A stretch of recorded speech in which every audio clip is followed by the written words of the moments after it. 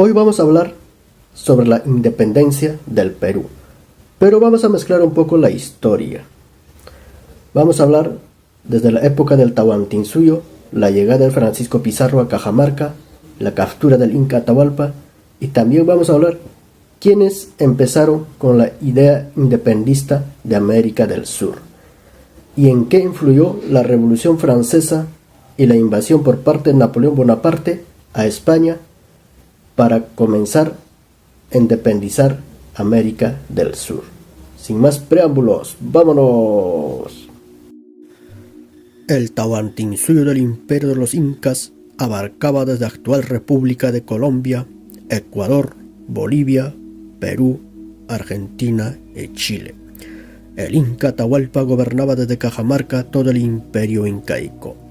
En ese año, el Inca Atahualpa había tenido una guerra civil con su medio hermano Huáscar, saliendo vencedor Atahualpa, quedándose como el único gobernante del imperio. En 1533, el imperio español liderado por Francisco Pizarro llega a Cajamarca, con un solo objetivo: conquistar el imperio de los incas. Cuando los españoles llegaron a Cajamarca, el Inca Atahualpa se había retirado con su ejército fuera de Cajamarca, a Pultumarca, que hoy en día es conocido como Baños del Inca. Francisco Pizarro, al no encontrar al Inca Atahualpa en Cajamarca, mandó una comitiva donde se encontraba el Inca. En esa comitiva iban Hernando de Soto y Hernando de Pizarro. Atahualpa accede a la petición de Pizarro y va a Cajamarca al día siguiente. Al llegar a la plaza de Cajamarca, Atahualpa ve a un hombre con sotana negro y blanco. En una mano tenía una cruz y en la otra una Biblia. Era el fraile Vicente de Valverde. El fraile empieza su discurso diciendo: «Escucha la palabra de Dios». Cuando Atahualpa interrumpió al cura y le preguntó irritado de dónde venía la palabra de Dios, Valverde le entregó su brevario.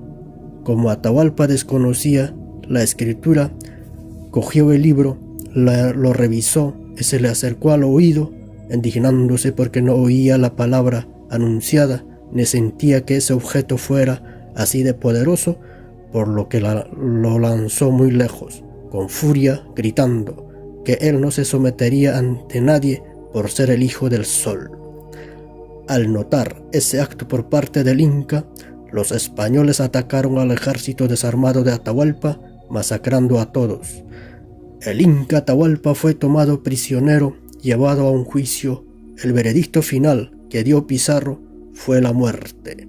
El último de los incas moría ejecutado en la horca. Según el cronista español Cristóbal de Molina, Francisco Pizarro tomó posesión de Cusco en 1533. Como el imperio estaba dividido por causa de la guerra civil, los partidarios de Huáscar le recibían a Pizarro con los brazos abiertos. Sin saber, más adelante serían despojados de sus creencias y sometidos a la esclavitud y a trabajo forzado en las minas. En 1542 Pizarro creó el Virreinato del Perú. El virreinato fue una entidad territorial del Imperio Español. En tiempos del virreinato, la educación fue elitista. En esos tiempos, los hijos de nobles y mestizos adinerados que se educaron en las principales universidades del virreinato y algunos pertenecían al ejército de la corona española, idearon el comienzo independista de América. El primer iniciador y precursor de la emancipación de la independencia de América fue un caraqueño llamado Francisco de Miranda, conocido como el Gran Americano Universal. Se llama así porque Francisco Miranda peleó en la Guerra de Independencia de Estados Unidos a favor de los independistas estadounidenses. Peleó en la Guerra de la Revolución Francesa y se unió al ejército ruso protegido por el militar político Potenki, y visitó a la corte de Catalina la Grande de Rusia. Francisco de Miranda regresa de sus viajes de Europa a Estados Unidos y declara la independencia de América desde el río Mississippi hasta Chile. Miranda llega a América del Sur en 1806, desembarca en Coro, Venezuela, con una bandera del arco iris de 7 colores y declara que este vasto tierra de América debería ser gobernado por un inca, y la legislatura bicameral debería ser representado por los caciques. Miranda escoge los colores básicos de la bandera de arcoíris, rojo, amarillo y azul, crea la bandera de las tres naciones, Venezuela, Ecuador y Colombia.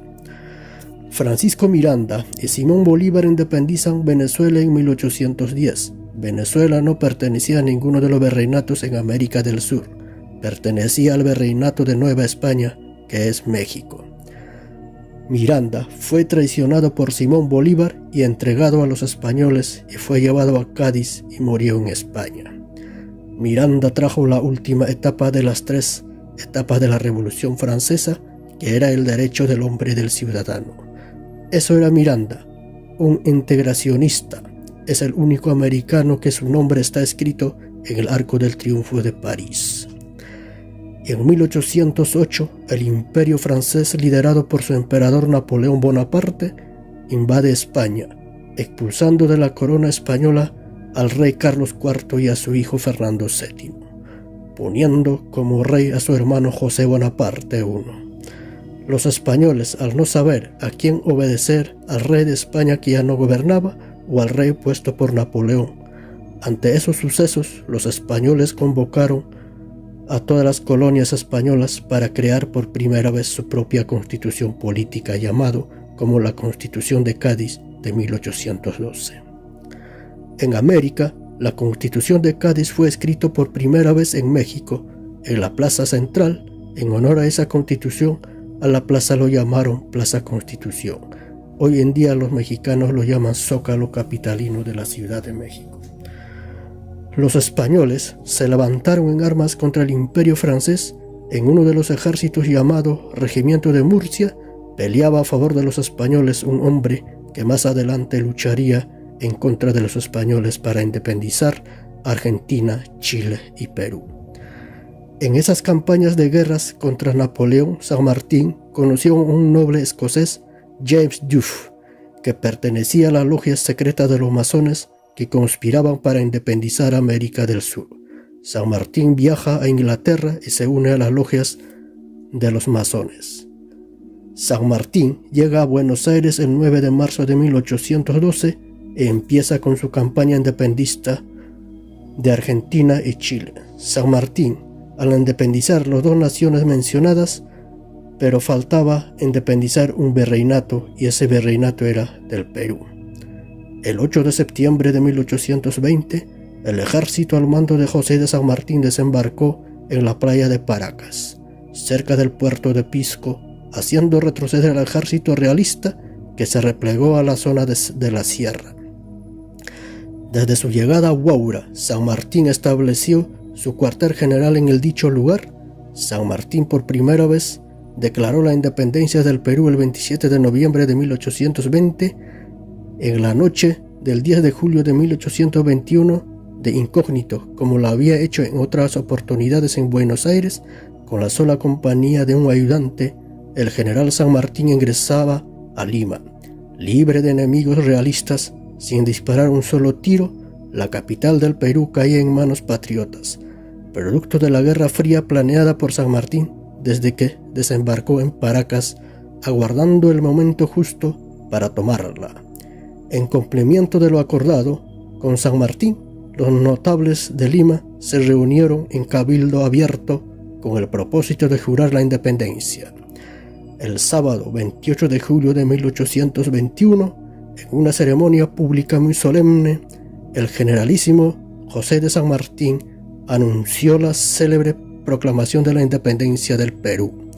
En la Plaza Mayor de Lima, el Libertador, con una recién creada bandera peruana en la mano, exclamó: «Desde este momento, el Perú es libre e independiente por la voluntad general de los pueblos y por la justicia de su causa que Dios defiende.